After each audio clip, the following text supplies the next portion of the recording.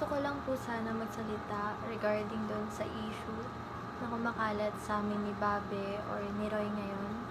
First of all, gusto ko pong humingi ng sorry sa inyo dahil sa nangyari. Alam ko pong mali yung napanood nyo, pero gusto ko lang pong linawin na walang katotohanan lahat ng yun. Nangyari po yan last time, nung birthday ng best friend ko.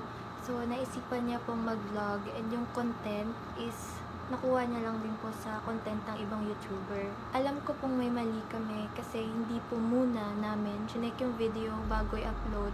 Kasi kahit kami, hindi naman namin napansin yung ganong nangyari. Hindi din po kami ganon katanga para i-upload yun at siraan yung sarili namin. Pero humihingi pa din po ako ng pasensya dahil dun sa kinalabasan ng vlog na hindi maganda.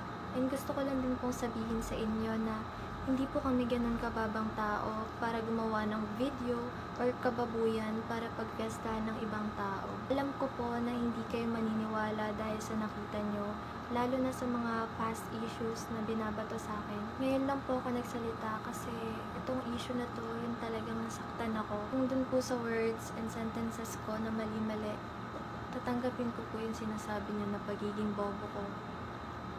Pero yung ganito na pagkatao ko na po, dun po ako mas nasasaktan.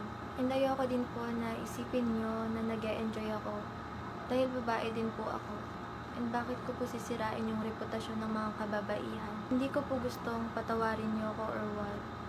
Gusto ko lang pong linisin yung sarili ko sa inyo. Gusto ko lang pong sabihin na mag-iingat po tayo sa mga poster, sa mga fake pages, sa mga fake account, lalo na sa Twitter, dahil sobrang daming fake account sa Twitter na ginagatungan pa yung mga issue. So, wag po tayong basta-basta naniniwala sa mga ganon. And again po, wala pong katotohanan yung mga issue na kumakalat ngayon.